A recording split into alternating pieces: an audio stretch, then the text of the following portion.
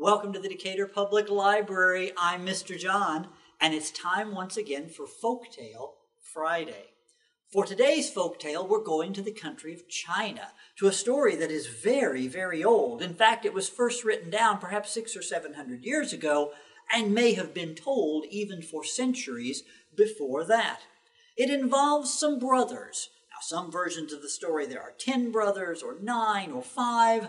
I'm going to tell you the version of the story that involves the 7 Chinese brothers. Well, once upon a time, when the great Emperor Qin ruled over all the land of China, there lived in the countryside 7 brothers. Now, these 7 brothers had 2 very distinctive things about them. First of all, they looked exactly alike. They walked alike, they talked alike, they did everything exactly alike, so much so that no one could tell them apart. But the second thing is that each brother had a very particular ability. For example, brother number 1 had ears that were so good that he could hear all the way off at the Great Wall of China a fly sneezing. Brother number 2 had eyes that were so keen that he could look all the way off to the Great Wall of China and see that very same fly blowing its nose. Brother number 3 had great strength, so much so that when he walked across the countryside, he did not walk around the mountains. Why, he simply lifted up the mountains, put them down behind him, and continued on. Now, brother number 4 had bones of iron, so strong that nothing could bend, break, or cut them. Brother number 5 had legs that could grow to whatever length he wanted. Now, brother number 6, he was always cool and never got too hot. In fact, in the evenings, he did not warm himself around the fire. He could simply sit in the fire and warm himself there and never be harmed.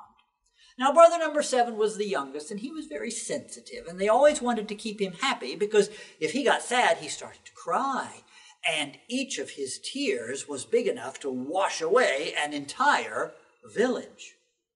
Well, one day the 7 brothers were sitting there, and suddenly brother number 1 said, "Oh, my goodness, off in the distance at the Great Wall of China, I hear a terrible wailing of the people. Brother number 2, could you look and see what's going on?" And brother number 2 looked, and he said, "Oh no, there's a hole in the Great Wall of China, and the great Emperor Qin is making all of the people work night and day with no rest until it is repaired." When brother number 7 heard about that, he started to get all weepy because he felt bad for the people, and they didn't want that to happen. And so brother number 3 quickly said, "I can help with that." And as quick as a flash, in the blink of an eye, he raced off to the Great Wall of China. And with his enormous strength, he hoisted the bricks and the stones and the blocks, and he repaired the hole in the wall, and all the people could rest. Brother number 3 was tired, and he lay down to take a nap. When the great Emperor Qin heard about this man who was so strong, he was troubled. A man this strong could be a friend to the emperor, but he would be very bad as an enemy to the emperor. To be safe, tomorrow morning, off with his head. And when brother number 3 heard that they were going to chop off his head tomorrow morning, he started to cry. And brother number 1 heard that off in the distance, and he said, "Brother number 2, would you look and see what's going on?" And brother number 2 looked and said, "Oh no, tomorrow morning they're going to chop off brother number 3's head." Brother number 7 heard that, and he started to get all weepy again, and they certainly didn't want that to happen. But brother number 4 said, "I can help with that." And as quick as a flash, in the blink of an eye, in the midst of the night, he raced off, and under the cover of darkness, he took the place of brother number 3. Well, the next morning, when the armies of the great Emperor Qin attempted to chop off the head of now brother number 4, well, their axes broke and their swords were broken, and they had no effect whatsoever. When the great Emperor Qin heard about this, he was indeed disturbed. A man so strong and with bones of iron, this is dangerous. Tomorrow morning, we will drown him in the sea. And when brother number 4 heard he was going to be drowned in the sea, he started to cry. And brother number 1 heard that off in the distance, and he said, "Brother number 2, would you look and see what's going on?" And he looked and he said, "Oh no, tomorrow morning they're going to drown brother number 4 in the sea." Brother number 7 heard that. He started to cry, and they didn't want that to happen. So quickly, brother number 5 said, I can help with that. And so as quick as a flash, in the blink of an eye, he raced off under the cover of night, and in the darkness he took the place of brother number 4.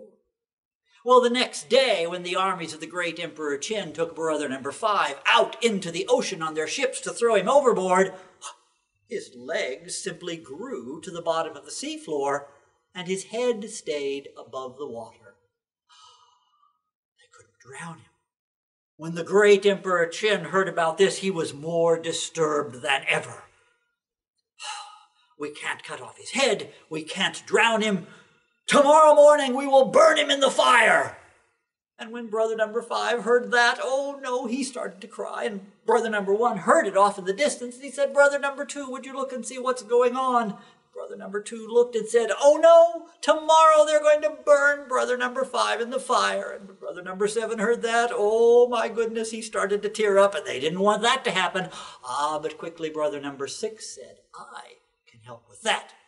And so as quick as a flash, in the blink of an eye, under the cover of darkness, he raced off, and with no one knowing, he took the place of brother number 5. So the next day, when the armies of the great Emperor Qin awoke, they built a great pile of firewood, and they tied up brother number 6 on top of it, and they set it to blazing. And brother number 6 simply stood there, enjoying the warmth of the fire. Well, now the great Emperor Qin was more disturbed than ever. We cannot chop off his head. We cannot drown him in the sea. We cannot burn him. Tomorrow morning, we will shoot him full of arrows. And when brother number 6 heard that, he started to cry. And brother number 1 heard that off in the distance. He said, brother number 2, would you look and see what's going on? And brother number 2 looked and said, oh no, tomorrow morning the great Emperor Qin is going to shoot brother number 6 full of arrows. And the brothers said, well, there's nothing we can do about that. We all might as well go and join him and die together. And they started off marching to join brother number 6. And brother number 7 was getting awfully upset about this dying thing and the arrows and everything. And on the way he started to cry, and a great teardrop flowed out of his right eye and rushed down the valley. And another great teardrop flowed out of his left eye and rushed down the valley. And they joined, and they made an enormous river. And they washed the armies of the great Emperor Qin out to sea. And the great Emperor Qin with them so far that he's still trying to get back to his palace today. And so the brothers arrived together on the seashore, and all was well, and they lived happily ever after. And that is the story of the 7 Chinese brothers. Thank you for joining us for Folktale Friday, and we'll see you at the next one.